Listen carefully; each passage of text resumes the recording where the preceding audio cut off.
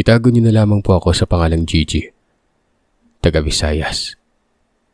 Isa po ako sa mga taga-subaybay niyo.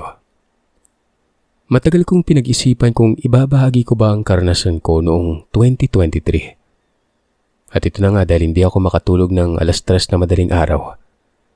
Naisipan kong ikwento na lamang sa inyo ang aking karanasan.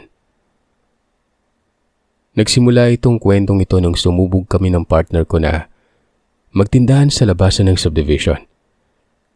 Magandang simula namin doon sa pwesto na inupahan namin. Magaan ang aura ng paligid. Maganda ang kitaan lalo na pag weekdays dahil malapit lang ang pwesto sa eskwelahan. Kaya kahit medyo mas nakakapagod ang daily routine namin para sa partner ko, baliwala yun dahil kumikita naman kami kahit papano sa tindahang ito. Noong mga oras na ito ay medyo nababahala kami sa pwesto kapag gabi dahil napapadala sa mga nakawan sa mga kalapit na tindahan. Kaya mas minaigi namin na doon kami matulog tuwing gabi, Sir Seth. Halos doon na kami nakatira ng mga oras na yon kasi nauwi lang kami sa gabi para pakainin ng alaga naming aso. Maliligo at saka babalik na kaagad sa pwesto para doon matulog. At dahil sa ganoong routine namin araw at gabi, Sir Seth, ay doon ko naranasan ang bigla na lang tuwing gabi kapag nauwi kami ng bahay para maligo. Napapansin na namin na parang may sumusunod sa amin. Kapag nalabas kami ng pwesto, pagkasara namin ay may maririnig talaga kaming huni ng tik-tik. Pag dumating naman kami sa bahay, hindi pa nakahinto yung motor namin ay mauuna na sa amin yung tunog na parabang hinahatid kami. Ganun din paglabas namin ulit para bumalik sa pwesto para doon matulog. Tutunog pagsakay pa lamang namin ng motor at ganun din pagdating namin sa tapat ng pwesto namin. Nung unay pinagkibit balikat namin ito. Pero kahit papano dahil sa likas na sa akin ang pagiging matatakotin, ay hindi ko maiwasang mag-overthink lalo na pag sumapit ng dilim at wala pa rin yung partner ko. Di ko namamalayan, Sir Seth, na bigla na lang isang madaling araw. 3:00 yon. Bigla na lamang akong nagising at nakaramdam ng sobrang pagkahilo. Hindi ko mapigilang hindi masuka. Yung pakiramdam na parang nakasakay ka sa barko na sobrang alon ng dagat. Halos pati bituka ko ay gusto lumabas nun. Hindi ako makadilat. At halos dapat nakatihaya lang ang posisyon ko para medyo kumalma ang pakiramdam ko.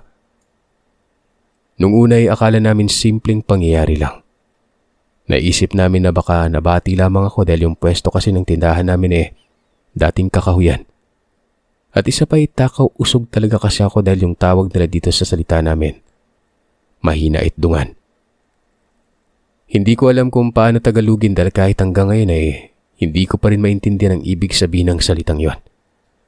Kahit na nga ba sariling salita na namin yan dito sa baryo. Kinabukasan noon na mangyari sa akin yun ay dinala ko ng partner ko sa albularyo. At ayun nga, ang sabi, may nakikita nga daw siyang iba doon sa pwesto namin. Baka nasagi ko nga daw ng di ko alam. Ginamot niya ako gamit ang itlog, Sir Seth, na ang tawag dito sa amin sa paraan ng panggagamot. Putbot. Gagaling ka lang daw pag talagang naniniwala ka sa paraan ng panggagamot nila.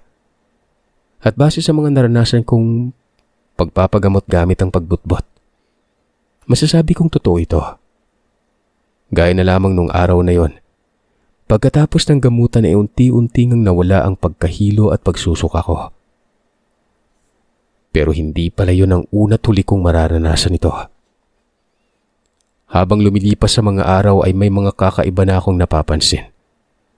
Gaya na lamang sa mga nagiging customer ko at dumadaan sa tapat ng tindahan namin. Sa oras na umuwi kami ng gabi sa bahay ay walang palya ang pagtunog ng tik-tik pag-alis at pagdating namin sa pwesto o sa bahay. Isang hapon, umuwi kami sa bahay ng parents ko.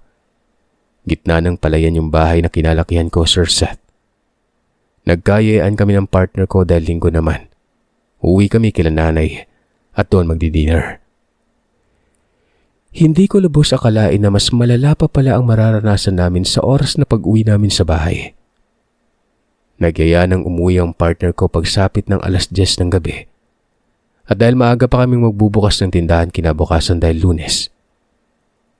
Habang naglalakad kami sa Pilapil, papuntang kalsada, hindi pa kami nakakalayo sa bahay ng mga magulang ko Tumunog na naman itong tik-tik na ito.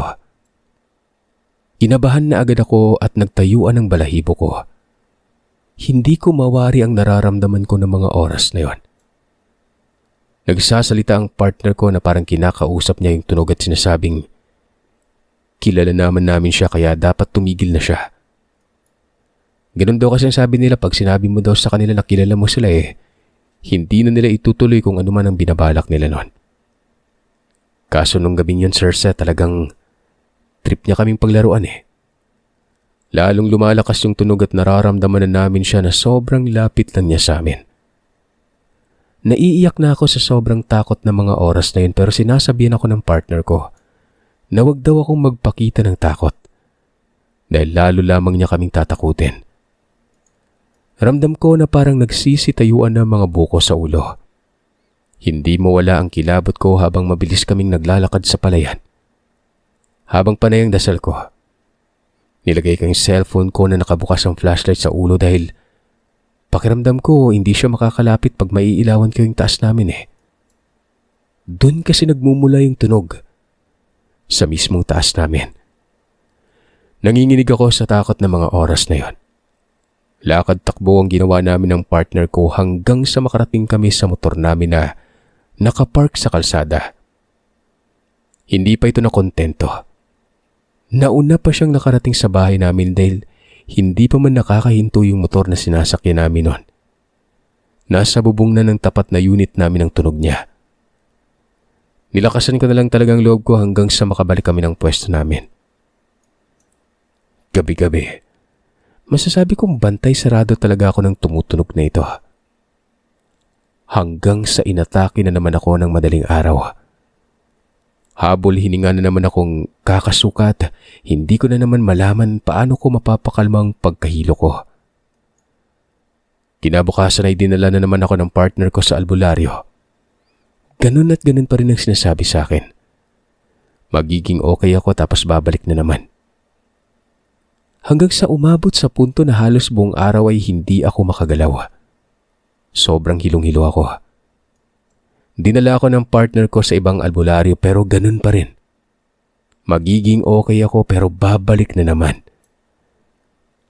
Hanggang sa isang gabi, pagbalik namin ng pwesto, naghulog ako sa piso wifi sa labas. Doon ay parang napagtripan na naman akong takutin ng tunog na yon. Mabilis akong tumakbo papasok ng pwesto namin at sinara kagad ang pinto nun. Nagulat pa sa akin yung partner ko kasi mangyak-ngiyak akong humahangos na pumasok. At sa madaming beses na pagkakataon nga ay inatake na naman ako. 3:00 na madaling araw. Ganong oras talaga lagi na parang ginigising ako nun. Kinabukasan, dumating yung nanay ko. Sinabing magpa-check up na lamang ako dahil ba kung ano na daw yung talagang nararamdaman ko nun. Nagpa-doktor ako. Niresetahan lang ako ng anti-vertigo for 10 days. At kapag walang magbabago sa pakiramdam ko ay bumalik daw ako sa kanya. Pero kahit anong mahal ng gamot, walang epekto sa akin dahil ilang araw lang ang nakalipas. Inatake na naman ako nun. Kinabukasan ay dinala na naman ako ng partner ko sa albularyo. Umayos kagad ang pakiramdam ko kaya noong araw na yun ay nakapagbukas pa ako ng tindahan. Nung hapon na yun, Sir Seth, out of nowhere, isa sa customer namin ang sadyang dumaan lang sa tapat ng tindahan para tanungin ang nakakalokong tanong sa akin. Ano, Neng? Kaya pa, Neng? Nung oras na yun, wala naman akong ginagawa dahil binilinan ako ng partner ko na habang wala siya, wag ako masyadong magagagalaw. Nabutan lang ako ng customer na yun na naghanger ng jacket ko. Bigla akong nagtaka sa tanong niya. Dinoble check ko kung tama bang narinig ko sa kanya. Sinagot ko siya ng, Ha? Tumalikod na lang siya at sinabing, kaya naman pala Dun ako nagtaka at nag-isip na parang may kakaiba sa customer na yon ng mga nagdaang araw. Bukod sa kanya ay may isa pang una palang pinagsabihan na ako ng nanay ko na kilala daw na aswang ang nanay ng isa naming customer. At may nakapagpatunay daw noon nung nabubuhay pa. May nakakita umano kung paano magpalit anyo yung nanay ng customer na yon. Sa madaling salita ay may idea na sana ako na aware dapat ako sa tao na yon, pero hindi ko alam kung bakit isang hapon nakaidlip ako. Bigla na lamang akong nagising ng taong ito na binebenta ako ng kakanin. Hindi ko alam kung bakit pero walang pag-aalinlangan akong bumili at kinain kagad yon. Nawala sa isip ko na pinagsabihan ako ng nanay ko tungkol sa taong ito. Lalo na ang wag na wag tumanggap ng kahit anong pagkain mula sa kanya. Lumipas ang ilang araw at halos araw-araw na akong inaatake ng madaling araw nun. Hindi na ako bumalik sa doktor dahil alam ko hindi doktor ang kailangan ko. Minabuti ng partner ko na umuwi na lamang muna ako sa mga magulang ko para doon makapagpahinga at siguradong safe na kahit hindi ko siya kasama. Hindi siya mag-alala. Pansamantalang sinara na muna namin ang aming tindahan. At sa mga araw na nakikita ako ng mga magulang ko na nahihirapan sa nararamdaman ko, naisip ng tatay ko na dalhin ako sa isang kilalang faith healer sa kalapit baryo. At dun nga, sobrang namangha ako dahil niwala akong sinasabi sa manggagamot. Tiningnan lamang niya yung palad ko. Tinitigan ako sa mata. At sinabi sa salita naming patapon umano at dinaan sa nilako na kakanin. Binanggit pa niya ang specific na klase ng kakanin na yon. At nagulat ako, Sir Seth. Dahil sa ilang buwan naming nagtitindahan, ay iisa lang ang napagbilhan ko ng kakanin na ganon. Sinusubukan daw akong kunin nung nilalang na yun sa paraan ng pagpapakain sa akin ng pagkain na galing sa kanila. Kaya daw laging masama ang pakiramdam ko at lagi daw nila akong binabantayan. Ibig sabihin na hindi lamang iisa ang umaaligid sa akin noong mga panahon na yon. Binigyan ako ng manggagamot ng halamang gamot na kailangan kong lagain at inumin habang wala pang laman ng tiyan ko para maisuka ko umano ng malinis ang kung anong pinakain sa akin ng taong yon. At dahil sa curious ako sa isusuka ko, bawat suka ay tinititigan ko at dahil wala pa akong kain, halos puro tubig lamang ang sinusuka ko nun. At dun nga, hindi ko pa man nauubos yung pampasukang halamang gamot ay may nakita ko na sumabay sa sinuka ko. Halos kasing laki ng itlog ng manok. Bilugan. Kulay transparent siya na, alam mo yung puti ng itlog. Nabasag ito pagtama sa semento. 2 ganun ang naisuka ko. Kinabukasan ay bumalik kami sa faith healer na maganda at magaan ang pakiramdam ko noon. Nakangiti niyang sinabi sa akin na okay na ako, na nailabas ko na. At yung inilabas ko daw na yun ay kung ilang piraso din na kakaninang nakain ko. Doon ko naalala na 2 piraso ang nakain ko at 2 bilog din yung nakita kong sumabay sa suka ko. Binigyan niya ako ng parang anting-anting na pang-protection ko sa araw-araw, lalo na pag lumalabas ako sa bahay. At pinaalalahanan niya ako na wag daw akong magpakampante, na gumaling na ako dahil naririyan pa din daw sila, nagmamatsyag at nag-aantay lang ng pagkakataon para makuha ako. Dahil dun sa binigay niyang protection, Sir Seth, ay may kakaiba na akong napapansin. Lumakas na ang pakiramdam ko pagdating sa mga kababalagan. Yung ramdam ko na kahit walang tunog ay nandyan lang sila sa malapit. At kahit mga kakaibang di natin nakikita ay ramdam ko na din.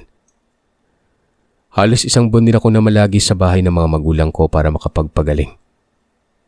Bago umuwi sa bahay namin ng partner ko. Ang kaso na no choice kami sa tindahan namin dahil kailangan naming iwanan dahil kailangan kong umiwas sa mga tao na yon. Araw-araw din kasi kami magkikita dun sa pwesto, Sir Seth. Mas pinili namin na kung hindi sila ang makakaiwas ay kami na lang. Sa kasalukuyan ay andyan pa rin ang tunog pag nalabas ako ng gabi dahil Gaya nga ng sinabi sa akin ng manggagamot. Tuloy ang bantay nila sa akin at nag-aantay lamang ng pagkakataon. Pero hindi na ako ganun katakot.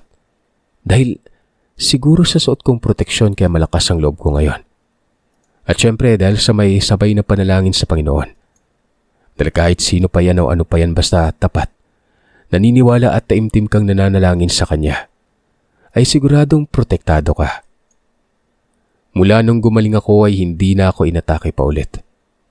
Back to normal lang lahat pero hanggang ngayon ay malinaw at parang kahapon lang nangyari ang lahat. Lalo na pag bumabalik sa isip ko yung pakiramdam kung paano ako atakihin ng hilo at pagsusuka. Kung paanong umiiyak ang tatay ko nung sinabi ko sa kanya na hindi ko na kaya nun. Malaki ang naging epekto nun sa buhay ko. Panalangin ko ngayon ay sana hindi ko na maranasan ulit o kahit sino pa sa pamilya ko ang ganong sitwasyon. Hanggang dito na lang, Sir Seth. Maraming salamat at nagkaroon ako ng pagkakataong maibahagi sa ito at sa mga masugid mong taga-subaybay. Alam ko marami ang hindi naniniwala sa mga aswang sa panahon ngayon. Pero masasabi ko dahil sa karanasan ko, kahit hindi pa ako nakakakita ng totoong itsura ng tinatawag na aswang, naniniwala akong totoo sila. At gaya natin mga normal na tao ay lumalaban din sila para mabuhay.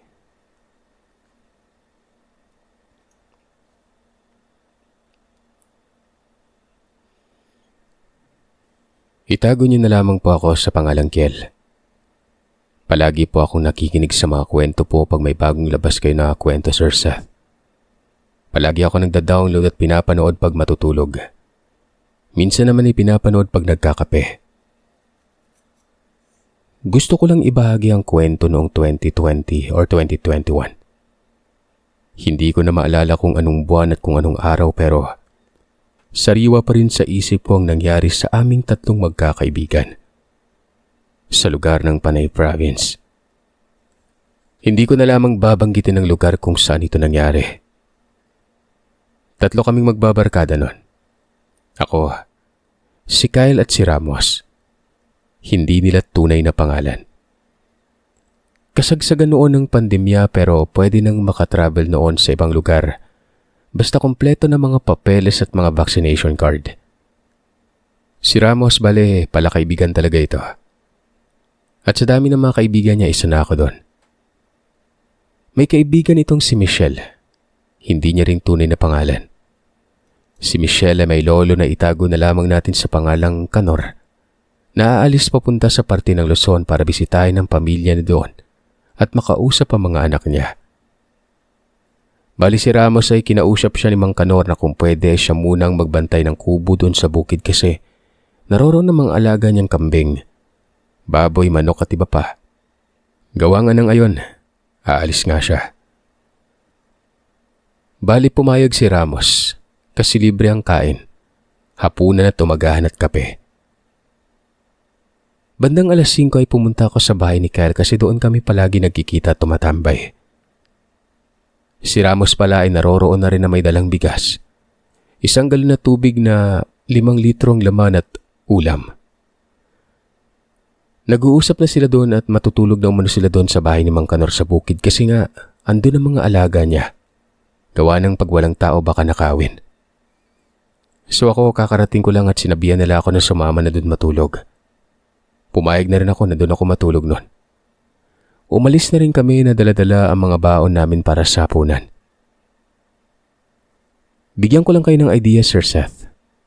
Ang daan pala namin is una, may basketball court na maliit kung saan doon naglalaro mga kaibigan ko pag nagbabasketball sila. Tapos may mga kabayan na medyo marami. Sa dulo may 2 bahay pa kung saan daanan namin ito. Bali sa 3 na bahay doon kami matutulog. Ang 2 bahay na yun medyo malayo-layo na rin ang agwat nila. Tapos ang bahay ni Mang Kanor ay medyo kitid ang daan tapos malayo na rin sa bahay na 2 na dinaanan naming magkakaibigan. Siguro aabot ng 1 kilometro yon. Nakarating kami sa kubo ni Mang Kanor. Maliit man pero maganda kasi purong kawayan at take note, Sir Seth. Napapalibutan ng mga naglalakiang puno ang bahay nito. Pagpasok namin doon ang linis at ang ganda ng maliit na kubo. Halata mo talaga na matibay kasi ang lalaki ng mga mahaligi nito. At nasa likod na rin ng bahay ang mga alaga niya na iba't ibang hayop nun. Nagsaing ako para makapaghapunan na kami. Yung dalawa kong kaibigan ay nagkikwentuhan tungkol kay Mang Kanor. Naalis nga ito ng isang linggo para makausap ang pamilya niya. Bandang 7:00 kumain na kaming tatlo at nag-usap ng kung ano-ano. Pagkatapos ng kalahating oras ay tapos na kaming kumain. Niligpit ko na mga plato at si Kyle nang maghuhugas kasi bawat isa sa amin ay dapat may gawin na trabaho para fair. Mga bandang 8:00, humiga na ako. Nanonood ako sa cellphone ng mga downloaded videos kasi walang signal doon. Sila Kyle naman ay may nakitang alak na kalahati. Nagtawanan ng dalawa gawa ng iinumin nila. Sabi ko sa kanila kay Mang Kanor yun. Huwag nilang inumin kasi baka pangpatulog ng matanda yon. Nagtawanan lang sila at uminom. By the way, paminsan-minsan lang din naman kami umiinom pag gusto lang. Mga bandang 9:00 pasado ay may narinig akong tahol ng aso. Nagulat ako bakit may aso kasi wala namang aso sa dalawang bahay na dinaanan namin Kung meron man paano nakarating dun banda ng medyo malayo-layo din yun, di ba?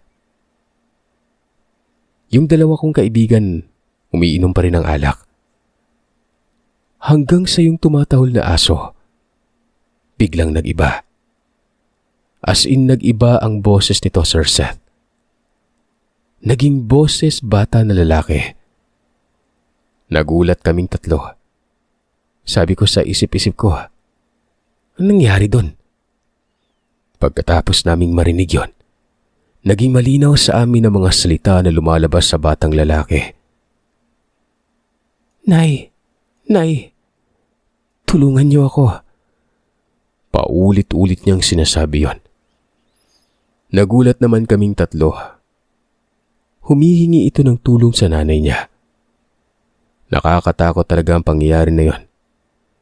Isipin mo na sa gitna kayo ng kagubatan tapos napapaligiran ng naglalaki ang punong kahoy. Tapos may ganun pa. Nakakatakot yung boses ng bata. Gusto ko nang kausapin at tulungan pero bigla na lamang napakwento si Ramos kahit takot siya. Alam niya pala umano ang tungkol sa bata na humihingi ng tulong.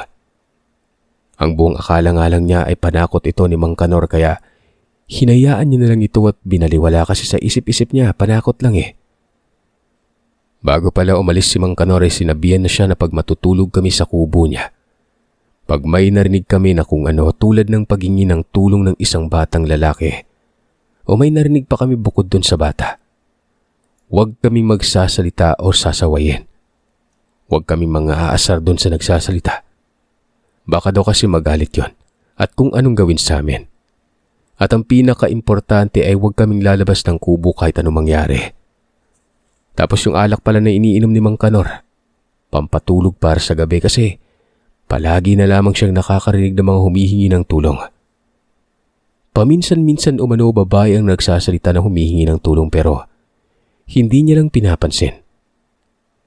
May sinabi pa siya kay Ramos na pag madaling araw raw ay may isang kaibigan siya na tawagin nating Mang Lucas ang dumadaan sa kubo niya. Pinabati siya nito. Yung kubo niya rin umano ay daanan ng aswang.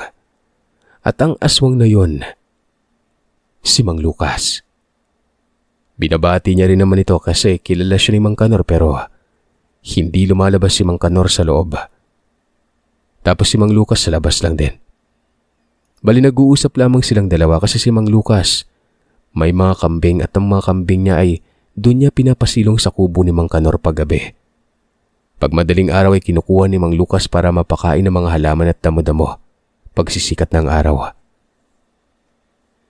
Si Mang Lucas, Sir Seth, ay matagal nang bantog sa lugar namin na aswang. Pero ang mga anak at asawa niya, hindi. Kumaga siya lang. Tapos yung mata ni Mang Lucas parang hindi pantay. Maputi sa kanan, normal sa kaliwa. Pasado 10:00 na noon nang matapos ang kwentuhan naming tatlo pero naririnig pa rin namin ang boses ng bata na humihingi ng tulong. Hinahayaan na lamang namin ito kahit takot kami. Pinipilit na lamang namin na makatulog. Bandang 3:00 o 4:00 ng madaling araw ay dumating si Mang Lucas at nagsalita ng, "Kanor! Kanor! Pre!" Naka-4 na beses siyang tumawag kay Mang Kanor bago nagsalita si Ramos na, "Wala po dito si Mang Kanor. Kami lang po yung pinabantay sa kubo niya kasi umalis." Ganun ba? Sige. Kukunin ko na lang yung kambing ko dito." At umalis na siya. Mga 6:00 na ako nakabangon. Nakita ko si Ramos na nagiinit ng tubig para may pangtimpla kami ng kape. 6:30 na kami nagkape, nagkwentuhan kami tungkol kagabi. Kahit natakot kami ay nagtawanan na lamang kaming tatlo. Doon ko naalala na may cellphone pala kaming dala. Isa kay Ramos at sa akin. Nagulat ako kasi nawala sa isip namin tatlo na may cellphone pala kami. Dala ko kung saan sana nirecord namin yung kaganapan kagabi nun. Nagkatinginan lang kaming tatlo na para bang kahit isang walang nakaalala na i-record yung batang humingi ng tulong. Para bang naudum kami nun. Yung udum po ay salitang panay na para bang nawala kami sa sarili na isipin na mag-record. Sabi ko sa kanila, hindi na ako matutulog doon. Isang gabi lang akong natulog doon at ang mga kaibigan ko. Inabot ng 3 araw. Ngayong 2025, Sir Seth, napapaisip pa rin ako kung multo ba yun o aswang ang humihingi ng tulong sa aming tatlo.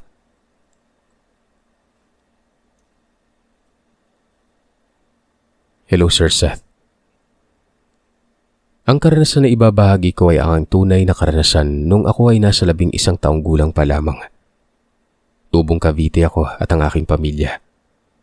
Hindi ko na lamang sasabihin kung saang barangay ako nakatira para na rin sa aking pamilya. Tungkol po ito sa kapitbahay namin na si Ate Sara. Hindi niya tunay na pangalan. Siya ay panganay sa magkakapatid. 8 sila. Ang kanilang pang-7 kapatid na si Ella ay matalik na kaibigan ko. Simula nung 5 taong gulang pa lamang ako. Nagsimula ito nang malaman ko na si Ate Sara pala ay isang manggagamot pero kakaibang panggagamot nito. Kung ano-anong kakaibang gamit ang ginagamit niya. Bata pa ako nito kaya't hindi ko alam kung ano mga yon. Araw-araw ay dinadayo ito ng mga tao. May mga taga Manila o kahit saan na lugar. Pumupunta ito para makapagpagamot sa kanya. Laging maraming tao sa kanila kaya napag-isipan ko na magtinda ng tusok-tusok sa aming tapat ng bahay. Kalapit bahay lang naman namin siya. Isang araw, napansin kong kakalabas lang nito sa kwarto na nagsisilbing paggamutan nito sa gilid. May parang kubo kasi doon. Dito nagkakaroon ng gamutan. Napansin kong may 2 lalaking itim ang nasa likod niya. Hinayaan ko na lang ito. Nagpatuloy ako sa pagtitinda ng tusok-tusok noon. Isang gabi dahil maraming natira sa aking paninda, ay binala ko na bigyan sila ng tira dahil sa daming sobrang kwek-kwek, fishball at kikiam. Hindi namin ito naubos ng aking nanay at tatay at ng mga kapatid ko na bunso. Pumunta ako sa kanila para ibigay ang isang punong mangkok na, yun nga, puro tira ng paninda ko. Kahit ganun yung edad ko, marunong na ako sa pagtitinda. Pagkabigay ko kay Tita Ann, ang kanilang ina, tumambay muna ako sa kaibigan ko na si Ella.